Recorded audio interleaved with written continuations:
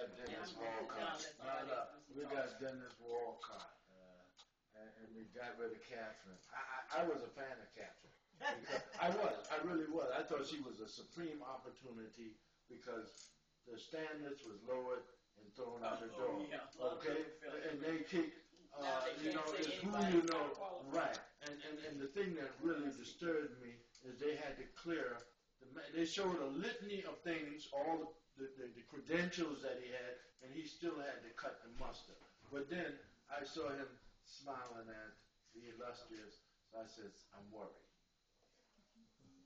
Well, Bob Lewis said he is going to look into that. They're having meetings.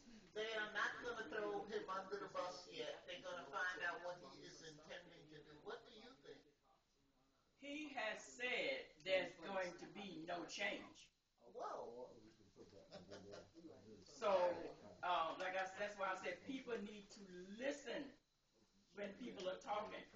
He said when he hit the ground running, but he said there's going to be no change in the way this school system is run. He's going to listen to the parents and take their concerns into consideration, but there's not going to be any change. And there's going to be no change. Hit me like a bolt. Well, if he listens to the parents, there got to be a change. If he does what? If he listens. Okay. And what I'm saying is, with that, it's just no good because here it is. The whole thing it's repeating the same cycle. It's repeating itself, but just with a different person. You know, and we have to be saying that there is change, and we have to make the change. You know, and it started with the signatures. You know, Bob Law, we all work, even at TNL. We worked with Pastor Graham, and we worked in getting those signatures to make sure that we didn't want Miss Black there. You know, so I think it's time for us to continuously not settle for just any old thing. You know. Because if he's coming in with that attitude, then he also doesn't need to be there. They're not going to change the way the Board of Education is run. No, they can't. That's what he said. There's not going to be any change in the way the Board of Education. So what's the purpose then? Well, then I think there'll be a change in the chancellor. Well, there has to be a change in the chancellor, I believe. Well, see, one of the things that we're well, maybe there should be a change in the mayor. There you go. There you go. One of the things we need to look at is the whole ball of wax. They call it the administration. Who's calling the? If he elected, so what he did was change his strategy. He brought in a guy with qualifications that he could push around. What's the difference? And you know, because education has already shown. Now he's a kinder, gentler guy that's looking out for the education, but he's stuffing charter schools in every school that he can. What's the difference between a public school and charter school? It's the same thing, the difference between insanity and eccentric, money. Okay? And also the point is you have to get it to the roof. And you're right, it starts with the mayor. You know, because until he's removed, you have a cycle that keeps repeating itself. He is the root of the problem. Well, the legislature and it can even go higher. Gave the mayor control of the school system. The school boards did have control of the school system. The mayor lobbied the legislature, and he got control of the school system. So he can do whatever he wants so we to have at to this get point back until to the we get that reversed. Yeah, but who do we have to replace? Well, remember to bring this up with Michael Roberts next week, huh? Absolutely. Yeah, because it's time that we make some legislative changes because we clearly have a man that does not care anything about us. He never did. You know, and as I said, you know, he talks of the fact that he's running, his job is what, $2? $1. $1. Oh, I gave him $1 extra. He doesn't get paid. But he talks about that, but the reality is that he gets paid. You know, and that $80 million. You know, and I'm just saying. I mean, it hurts my heart. You know, I'm very passionate about the young people and the business of education. And tune in soon because in about 5 minutes you're gonna hear Trish Hills, and she's going to be having her show at 2 o'clock at tnlradio.com. So please keep your website on and keep your listening ears and your radio and your comments and continue to call the station. You know, but I mean, this is an issue that affects all of us. It's everybody. it's everybody's problem. Right. I don't think, Whether I don't we have a children child. in the school I system don't or have a not. child, and I have nieces and I have nieces and nephews in school. But what I'm saying is an issue that affects me whether I have a child or not. Right. Because I've seen the issues of education, how it affected our children today.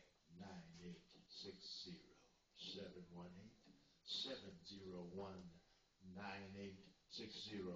You're getting ready to move up another notch. We're going into Trish St. Hill, and you're listening to Taiki-talk, Truth as I Know It.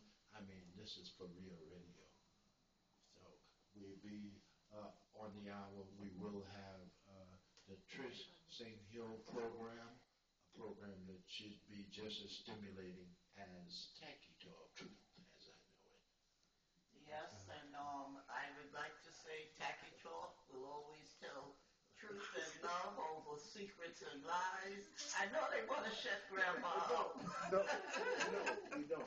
But Grandma's here, she's 70 years old. They say when you get this age, you could tell the truth, you could say anything you want to say, because it went through, I had to go through a time when I had to tell my children, okay, Christopher Columbus did not discover America, but we got to pass that test, so, you got to do this, so, we grew up on lies. I'm a native New Yorker, so I am just elated that I can tell the truth for once. Thank you. And we're glad you can tell the truth. Thanks. I can't get over that Radio Shack for guns. That Radio Shack,